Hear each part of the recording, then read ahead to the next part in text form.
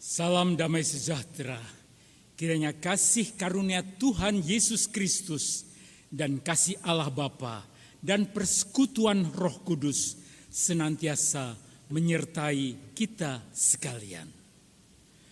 Marilah saudara-saudara sekalian, sebelum kita melanjutkan akan perenungan dan juga kita akan mendengarkan puji-pujian, marilah terlebih dahulu kita bersama-sama masuk di dalam doa.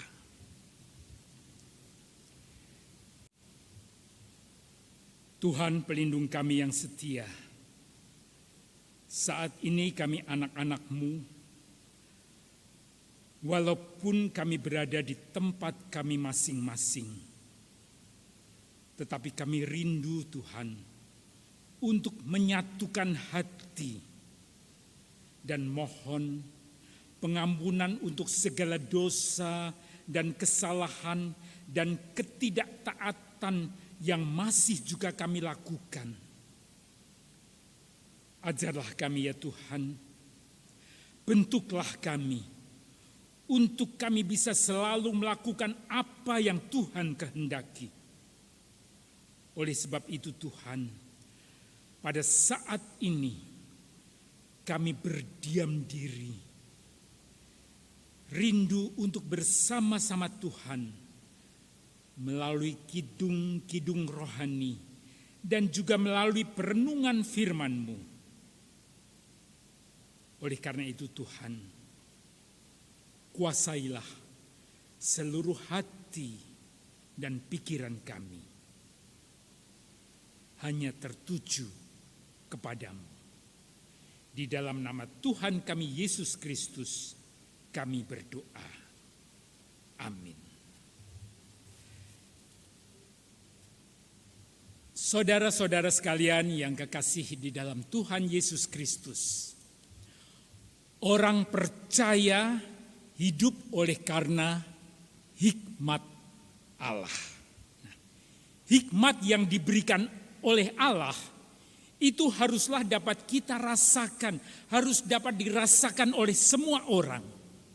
Sebab hikmat Allah itu membawa kebaikan. Oleh karena itu, usahakanlah untuk terus-menerus hidup di dalam hikmat Tuhan. Terpujilah Allah.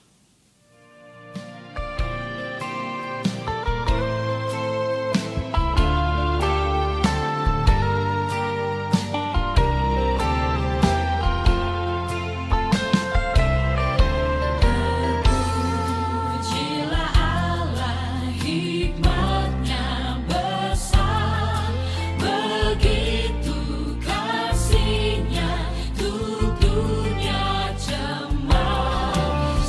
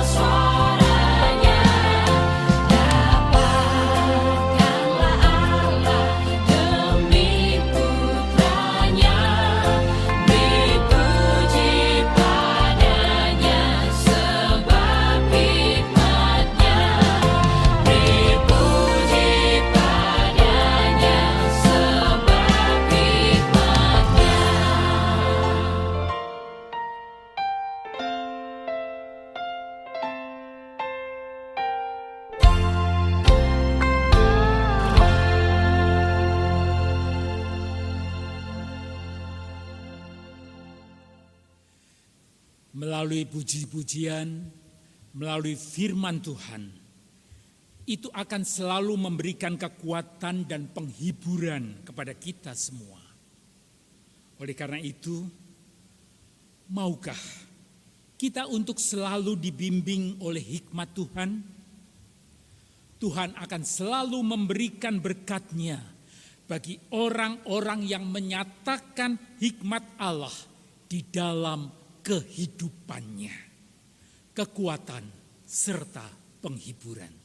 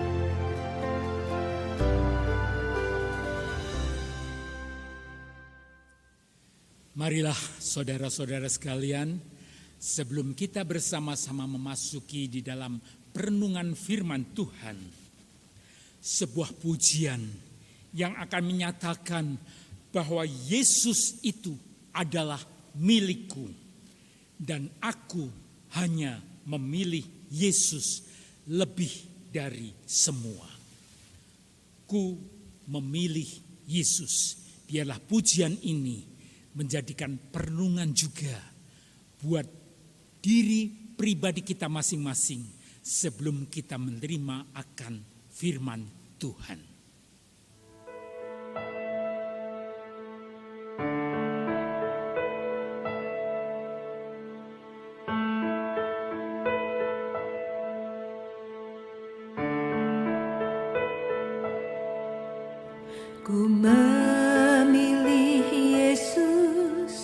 bukan harta, dan Dia milikku melebihi semua. Ku memilih Yesus, Juru Selamat, biar tangannya yang menuntunku.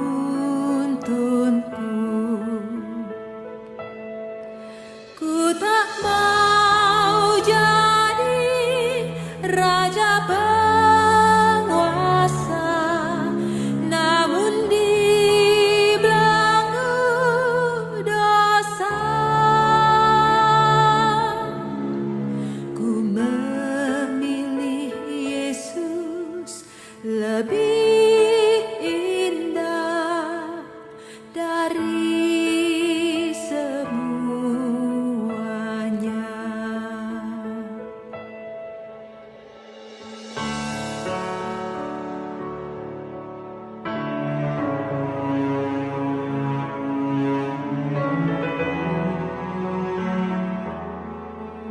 Ku memilih Yesus daripada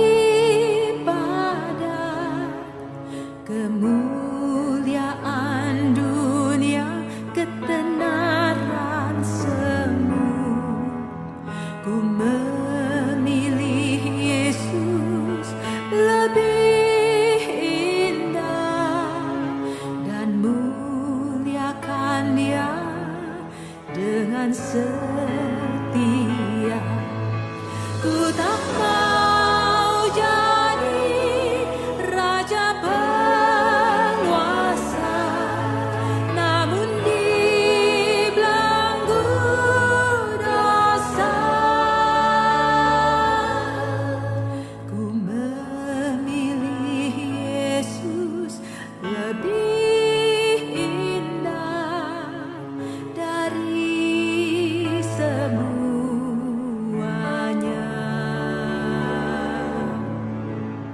Tuhan lebih indah, lebih manis dari bunga baku ataupun madu.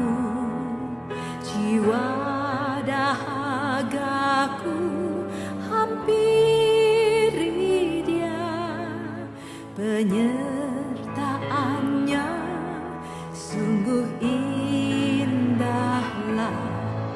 Ku tak mau jadi raja penguasa, namun dibelenggu dosa. Ku memilih Yesus lebih indah dari semuanya.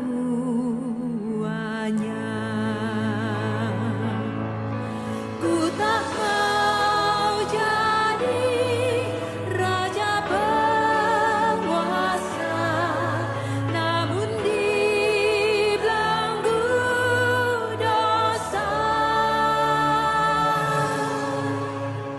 Ku memilih Yesus lebih indah dari semuanya.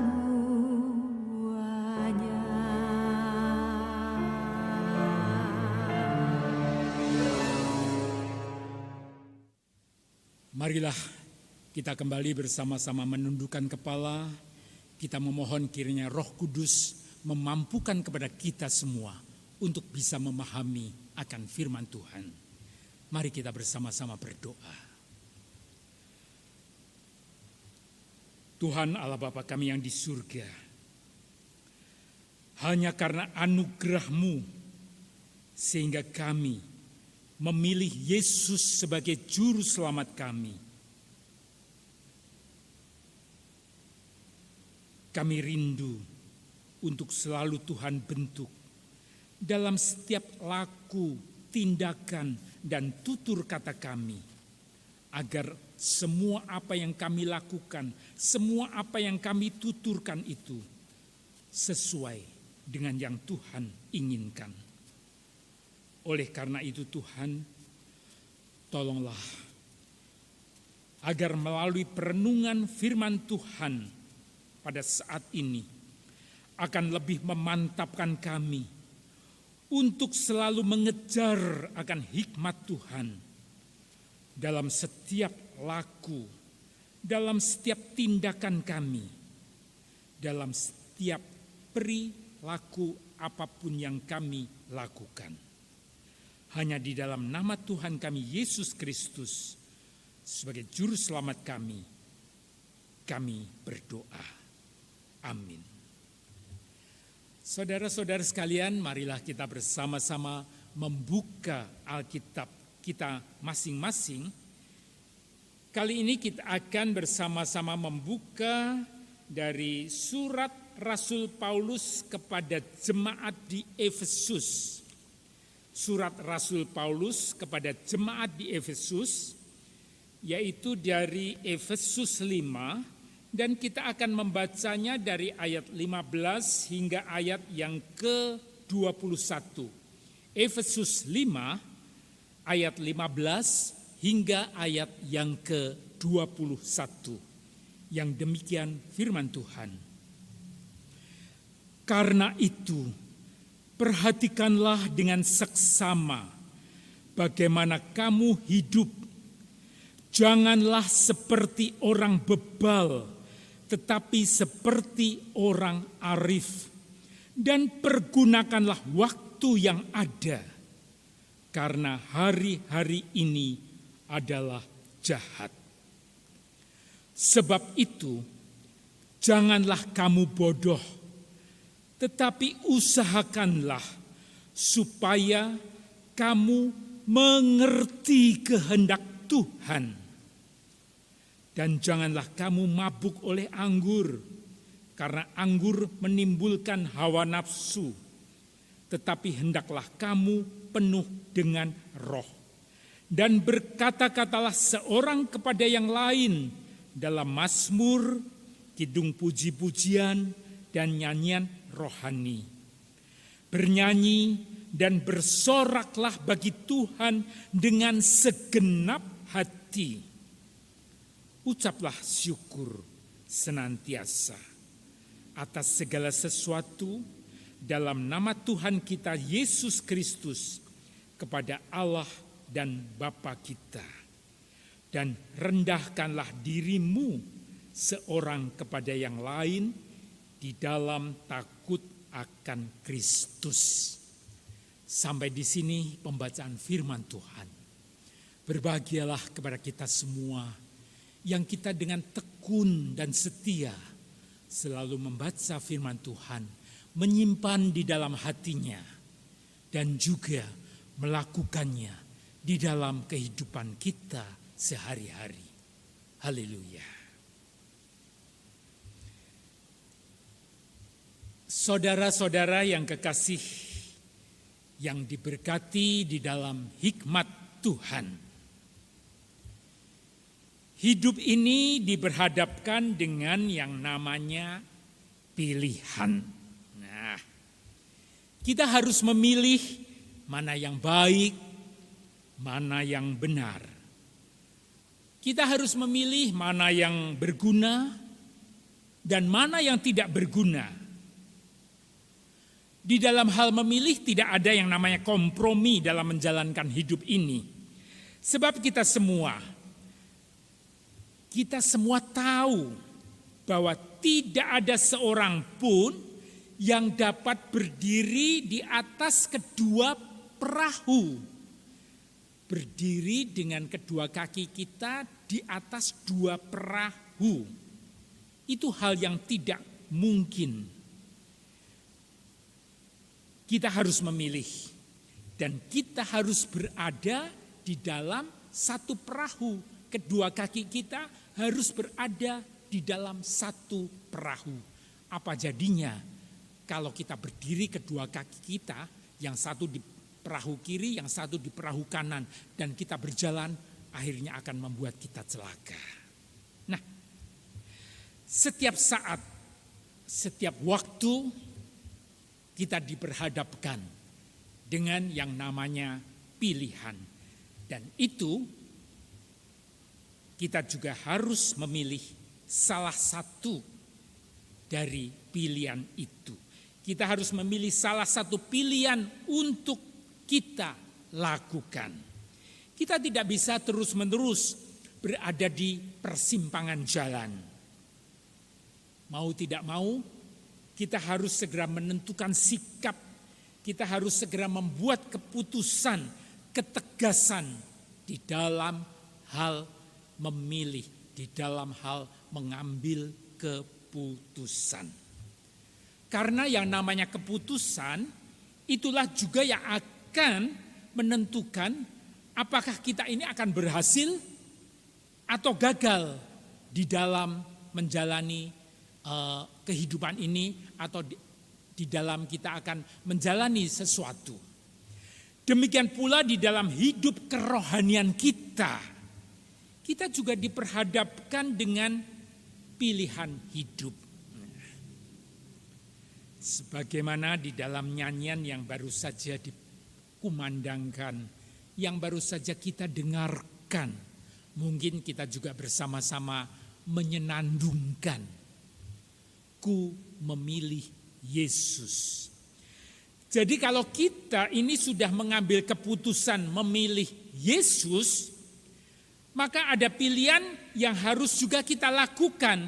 Kita ini mau taat atau kita ini mau tidak taat. Kita ini mau berjalan menurut kehendak Tuhan atau kita ini mau berjalan menurut kehendak kita sendiri. Nah, saudara-saudara sekalian, karena hidup di zaman ini, kita ini sering sekali diombang-ambingkan antara memilih kenikmatan dan kesenangan dunia yang sifatnya hanya sementara, ataukah kita ini akan mau tetap berjuang melawan keinginan daging yang meskipun hal itu menyedihkan kita, memedihkan kita, membuat kita sakit, tetapi hal itu akan mendatangkan upah, yaitu kehidupan kekal. Dan kemampuan untuk kita melakukan mempertimbangkan yang mendalam dan luas sehingga kita ini dapat memilih tindakan atau pilihan yang benar dan berguna, kita harus memakai yang namanya hikmat.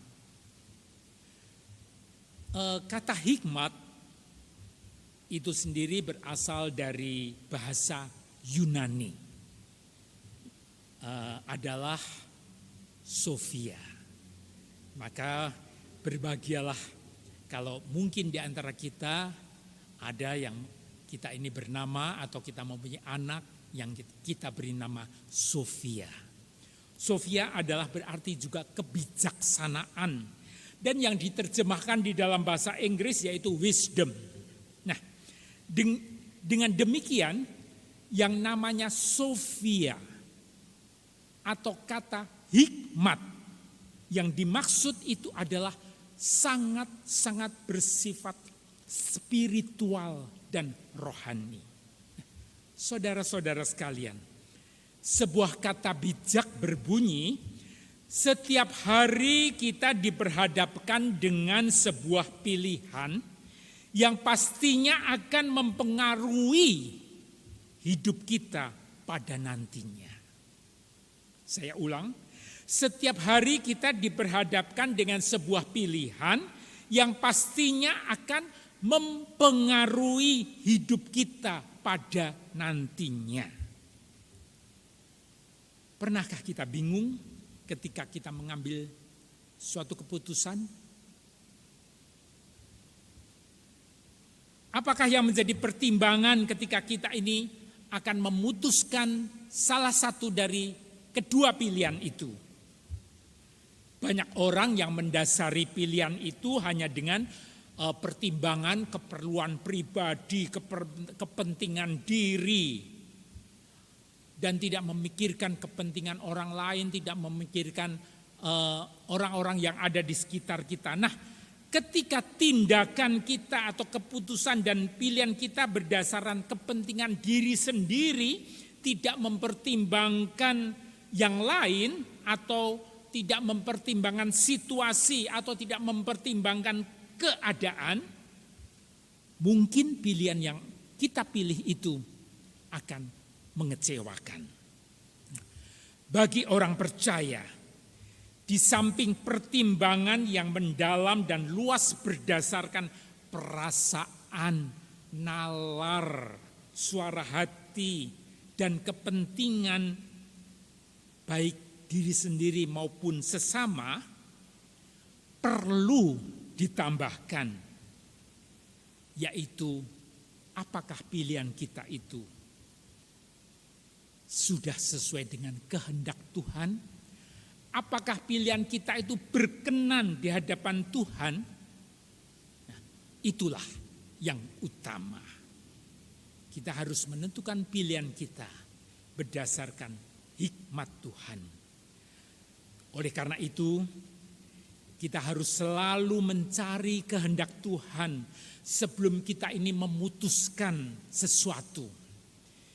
Hidup menawarkan banyak sekali pilihan, tetapi pilihan yang berdasarkan hikmat Tuhan, maka akan membuat kita keluar sebagai pemenang dan tidak akan mengecewakan. Saudara-saudara yang kekasih di dalam Tuhan Yesus Kristus, di dalam pembacaan kita di dalam kitab Efesus 5 ayat 15 sampai 20 tadi, yang merupakan bagian dari perikop yang oleh LAI dalam pasal 5 ini diberikan judul hidup sebagai anak-anak terang. Nah, di sini Rasul Paulus mengirim surat kepada jemaat Efesus supaya jemaat di Efesus itu memahami akan pengajaran Rasul Paulus. Jadi Rasul Paulus memberikan surat kepada jemaat di Efesus yang telah kita baca tadi itu, dapat dilihat itu adalah sebagai pengajaran, sebagai tuntunan bagi jemaat di Efesus dan juga bagi kita semua. Nah, di situ dijelaskan tentang bagaimana menjalani hidup ini, yaitu sesuai dengan judul dari perikop ini adalah sebagai anak-anak terang.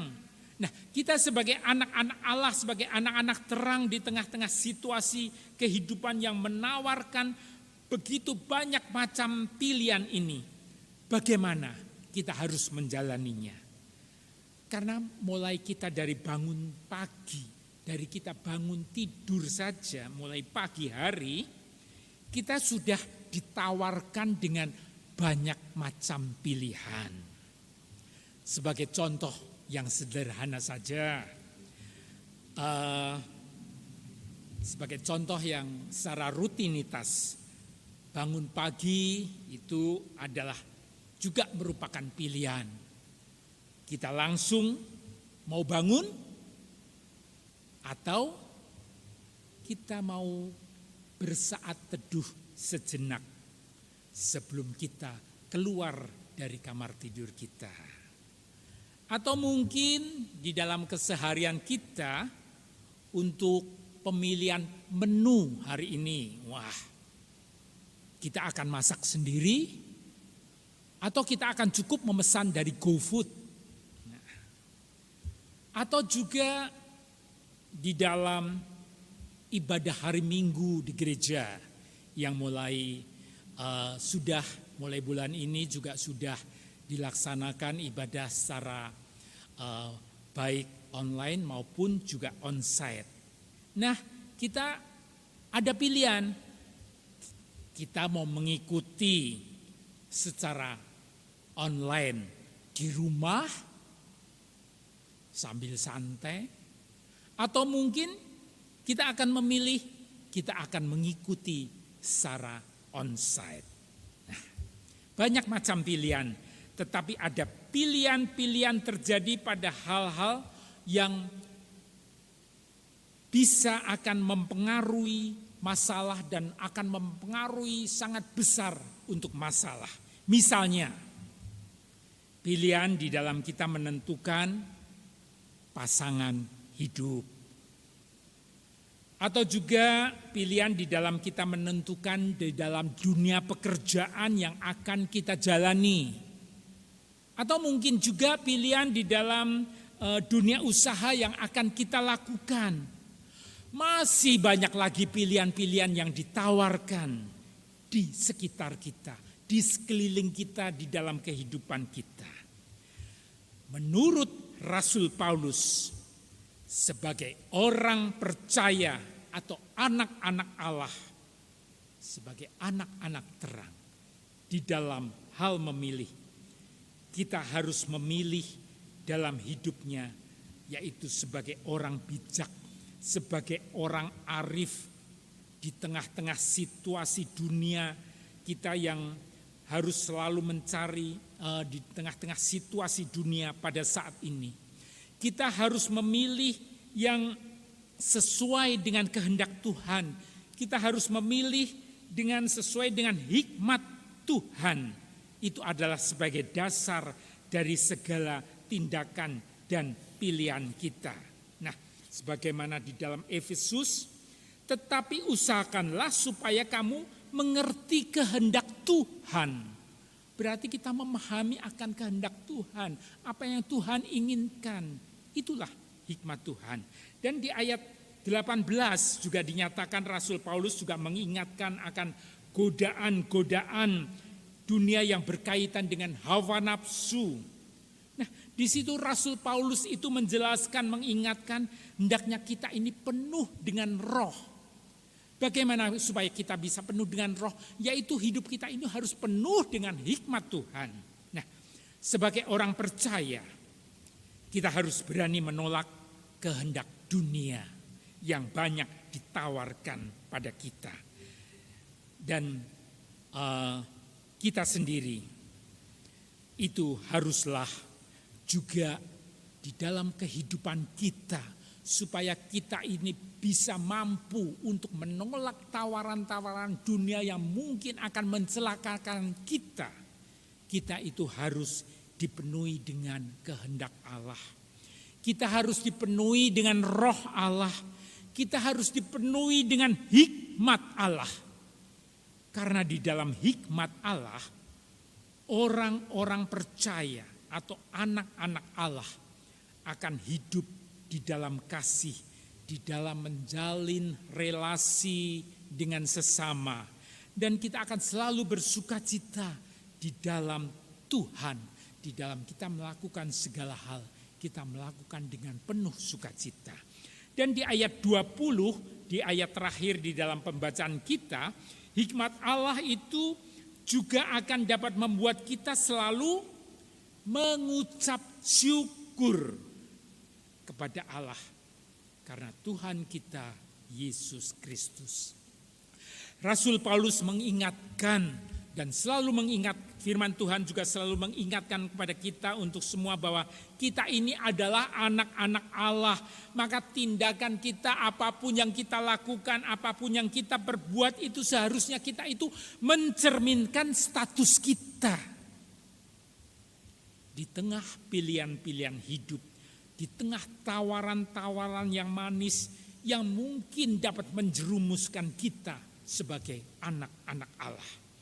Oleh karena itu saudara-saudara sekalian, untuk kita bisa melawan tawaran-tawaran atau godaan-godaan dunia itu, kita harus mengarahkan, memfokuskan pilihan kita, tindakan kita, apapun yang kita lakukan, yaitu dengan hikmat Tuhan, berdasarkan hikmat Tuhan. Nah, firman Tuhan melalui Rasul Paulus ini juga meyakinkan kepada kita bahwa memiliki hikmat yang berasal dari Tuhan itu adalah hal yang sangat-sangat penting. Janganlah sampai kita ini salah pilih di dalam kita memutuskan bertindak atau melakukan sesuatu atau memutuskan pilihan kita hanya dengan pertimbangan hal-hal jasmani. Tetapi kita mencari, kita mengejar hikmat Tuhan. Supaya kita dapat bertindak, berbuat, dan memilih yang benar, yang baik, yang berguna, dan memuliakan nama Tuhan. Saudara-saudara sekalian yang kekasih di dalam Kristus, saat kita hidup dalam situasi yang sulit, termasuk saat ini di mana kita untuk membedakan mana yang benar, mana yang salah, mana yang baik, mana yang buruk, mana yang berguna bagi kehidupan bersama, atau hanya berguna untuk kepentingan diri sendiri. Terlebih lagi kita juga dilanda dengan derasnya informasi yang ada pada saat ini, yang justru sering sekali membuat kita ini bingung dalam mengambil suatu keputusan, sehingga kita ini bisa terpengaruh di dalam bertindak, di dalam melakukan sesuatu. Misalnya ada informasi melalui WhatsApp, informasi melalui Facebook, ataupun melalui media sosial yang lain yang seringkali belum tentu benar. Tetapi berita-berita itu kita telan begitu saja. Kita terima sebagai kebenaran, lalu kita pergunakan sebagai dasar dari tindakan kita, lalu kita lakukan. Nah, oleh karena itu saudara-saudara sekalian, marilah kita tetap waspada dengan apa yang ada di sekeliling kita, dengan kiriman-kiriman WhatsApp, kiriman-kiriman Facebook, dan melalui media sosial yang lain. Kita harus tetap waspada, kita harus berhati-hati, kita harus bisa memilah, dan kita harus menerima sebuah berita ataupun menganggap itu hanya sebagai manis di depan, tapi justru mencelakakan kita, ataupun hal-hal itu tidak benar. Nah, saudara-saudara sekalian, dalam situasi yang demikian, kita ini membutuhkan hikmat yang berasal dari Tuhan. Supaya kita dapat memilih, supaya kita dapat memutuskan, supaya kita dapat bertindak dengan benar, dengan baik dan berguna bagi kehidupan sesama, dan juga berkenan di hadapan Tuhan. Lalu yang menjadi pertanyaannya, bagaimana caranya supaya kita ini bisa memperoleh hikmat Tuhan? Bagaimana caranya untuk bisa memperoleh hikmat Tuhan? Sesuai dengan tema perenungan firman Tuhan pada sore atau petang hari ini, kejarlah hikmat Tuhan, raihlah firman Tuhan. Kalau yang namanya kejar itu berarti tidak ada hentinya, berlaku terus menerus. Kejarlah hikmat Tuhan. Hendaknya kita harus selalu mencari hikmat Tuhan, mengejar hikmat Tuhan, hikmat yang benar. Dan Tuhan dengan kasih-Nya, dengan kasih dan anugerah-Nya, mengajarkan kepada kita semua tentang hikmat-Nya. Tuhan dengan kasih dan anugerah-Nya mengajarkan kepada kita semua tentang hikmat-Nya. Karena Tuhan adalah sumber hikmat yang benar. Dan firman Tuhan adalah sumber hikmat. Isi Alkitab adalah sumber hikmat. Isi Alkitab ini adalah firman kehidupan. Oleh karena itu, saudara-saudara sekalian, marilah kita jangan jemu-jemunya untuk membaca firman Tuhan. Kita jangan hanya mendengar firman Tuhan setiap hari Minggu pun, kita hanya mendengarkan, tidak membaca, tidak membawa Alkitab. Marilah saudara-saudara sekalian, firman Tuhan adalah sumber hikmat. Dan isi Alkitab ini adalah sumber hikmat, firman kehidupan. Sudahkah Alkitab, sudahkah firman Tuhan ini menjadi santapan harian rohani kita? Melalui firman Tuhan yang ada, yang adalah sumber hikmat, kita akan diajarkan bagaimana kita harus menjalani kehidupan ini. Dan kita akan memperoleh hikmat di dalam hal kita memilih mana yang benar dan mana yang salah. Mana yang berkenan kehendak Tuhan atau yang hal-hal yang harus kita lakukan. Di dalam kitab Amsal itu banyak mengungkapkan bahwa sebenarnya manusia ini membutuhkan hikmat di dalam kehidupannya. Dan ternyata hanya Allah sebagai sumber hikmat yang telah menyediakan hikmat kebijaksanaannya bagi manusia secara cuma-cuma. Manusia itu diundang untuk datang kepada Allah Sang Pencipta, untuk belajar dan memperoleh hikmat, supaya manusia itu dapat menjalani kehidupan di dunia ini dengan benar, baik dan berguna dan berkenan di hadapan Tuhan. Hikmat dari Allah harus menjadi pegangan di dalam kita menjalani kehidupan ini. Agar kita tahu mana yang benar, mana yang baik, mana yang berguna, dan mana yang berkenan di hadapan Tuhan. Juga di dalam kitab Mazmur sering juga disebutkan sebagai Mazmur pengajaran, Mazmur hikmat. Marilah kita belajar, marilah kita mengejar hikmat Tuhan melalui firman Tuhan, melalui Alkitab, dengan tekun membaca Alkitab. Karena itu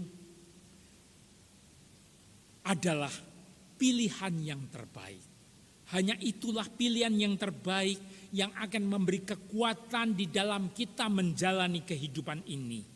Dan melalui firman Tuhan itu sendiri, kita akan dimampukan untuk menjaga tindakan kita, perilaku kita, dan memutuskan apa yang menjadi pilihan kita, dan membuat kita hidup di dalam kebenaran dan berkenan di hadapan Tuhan. Alkitab, firman Tuhan adalah sumber hikmat. Marilah saudara-saudara sekalian, kita semakin mencintai Alkitab. Kita semakin mencintai firman Tuhan. Kita semakin peka terhadap hikmat Tuhan. Dan semakin mencintai akan firman Tuhan. Karena dengan kita mencintai firman Tuhan, kita dapat merasakan, kita akan selalu bisa merasakan dan menyadari kebaikan Tuhan yang menjadi awal dari hikmat. Karena dengan merasakan dan menyadari kebaikan Tuhan, maka di dalam kita bertindak sekalipun kita selalu akan mengusahakan hal-hal yang baik yang juga dapat dirasakan oleh semua orang. Hidup dalam kebenaran dan kebaikan adalah pilihan kita yang bijaksana, yang bisa kita lakukan karena hikmat Allah.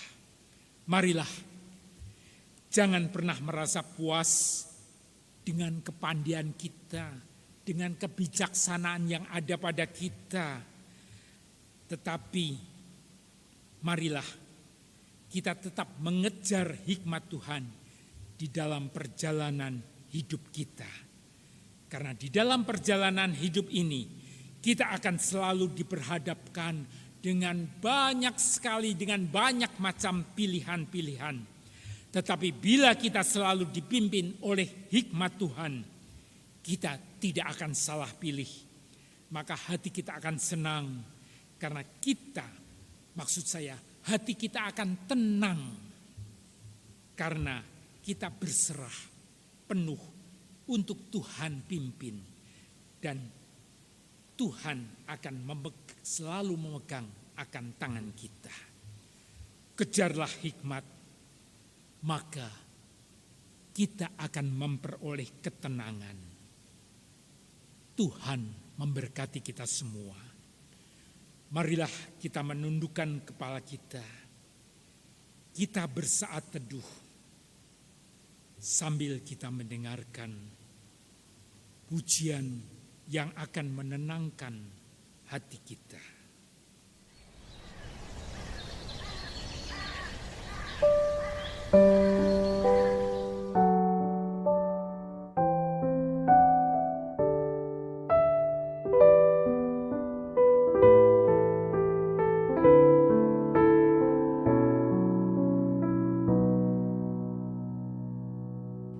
Tenanglah kini hatiku, Tuhan memimpin langkahku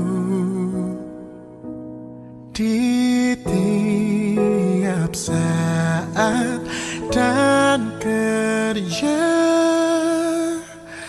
Tetap ku rasa tangannya.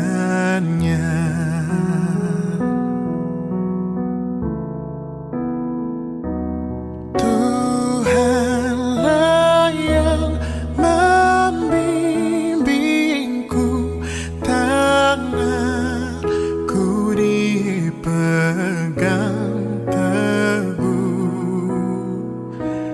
Hatiku berserah penuh, tanganku dipegang teguh.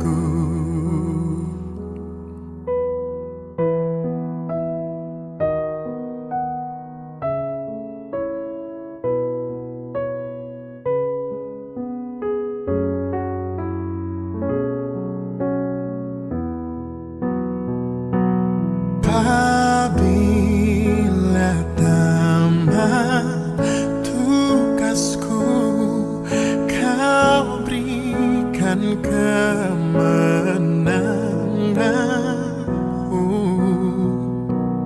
Tak ku takuti maut seram, sebab tanganku Kau genggam. Tuhanlah yang membimbingku, tanganku dipegang teguh. Hatiku berserah penuh, tanganku dipegang teguh. Tuhanlah yang membimbingku, tanganku dipegang teguh. Hatiku berserah penuh, tanganku dipegang teguh. Tanganku dipegang teguh.